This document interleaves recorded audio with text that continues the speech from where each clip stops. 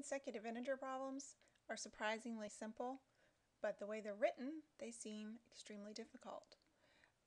We're talking about consecutive even integers. So let's write out just a list of a few consecutive even integers. Let's start with the number 6. The reason just felt like starting with 6. So I'm going to write the number 6.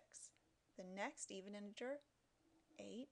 The next, 10, 12, 14, 16, and so on. Now, take a look at those. There is a pattern being followed there.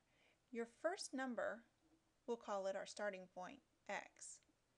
To get from x to the next number, I have to add 2.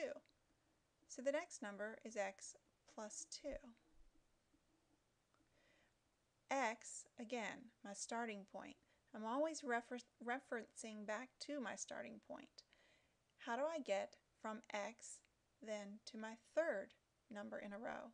I don't add 2, I have to add 4. So my third number in the row is x, my starting point, plus 4. Again, I want to reference back to my starting point. How do I get from x up here to this number right here, which is 12 in our case? I have to add 6. To get to 14, I have to add 8. And this would continue on into infinity. Every time I would increase the number that I add to my starting point by 2. Now, you have to read in your problem, how many consecutive integers am I interested in? In the problem you ask about, I believe it was 5 consecutive even integers. So, here's 1 integer, 2 integers, 3 integers, 4 integers, 5. So I have 1, 2, 3, 4, and 5 integers. Now, your problem says classrooms on one side of the science building are all numbered with consecutive even integers. If the first room on this side is numbered x, write an expression in x for the sum of the 5 classroom numbers in a row. Then simplify. All right, the sum of the 5 classrooms in a row would be to add them. And an expression does not have an equal sign, so it's really just adding these 5 values. So the first classroom plus the second classroom plus the third classroom, fourth classroom, and the fifth classroom. Now, simplify. Simplify means just write it with as few terms as possible.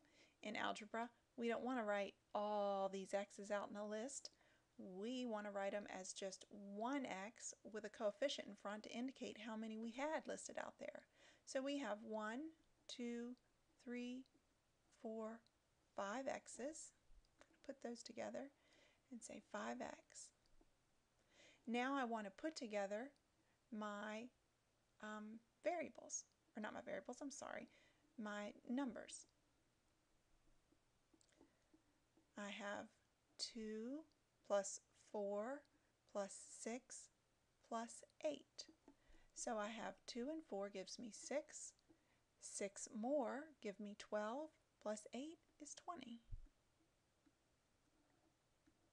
I should have changed my ink back to green there, shouldn't I have?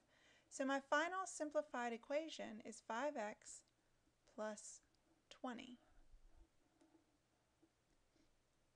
Hopefully that helps you understand that just a little bit better. They're all set up exactly the same way. Now, just as a side note, let me show you if you were asked for consecutive odd integers, because you will be, this book always does that.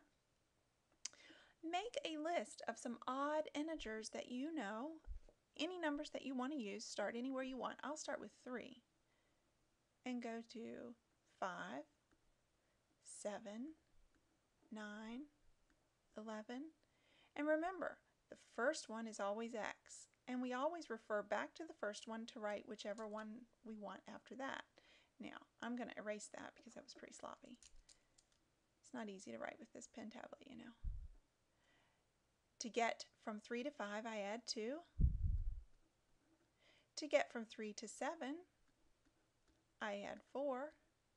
Are you noticing that it's the same as it was before up here? To get from 3 to 9, I'm going to add 6. So this is consecutive odd. Now, again, there's one more situation. You're going to see just consecutive. It's not going to be odd or even. It's going to be consecutive, which means just numbers straight in a row. If I do that, then I don't skip any in between my numbers. I'm going to start with, again, any number I happen to feel like, and I'll start with 2, 3, 4, 5, 6. My first number is X. What do I add to my first number to get to the next number? Well, now I'm only going to add 1 because I don't need to skip to stay in the evens or odds. What do I add to X, which is 2, to get to 4? I add 2. Whoops, I didn't mean to make a comma there. What do I add to X, which is 2, to get to 5? What do I add to X to get to 6? I add 4. Notice that each time I'm adding 1 more. I'm adding 1, then I'm adding 2, then I'm adding 3, then I'm adding 4. And that's how I would do it if all I wanted were consecutive integers without skipping in order to be even or odd. Notice I go 2, 3, 4, 5, 6. Here in my odds, I had to skip a number in between to get to my next odd number.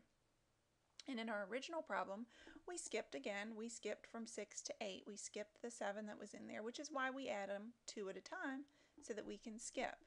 Now, later on, and maybe even in this chapter, I'm just not remembering where the book introduces it, we'll solve for X. But for now, it just said write the expression.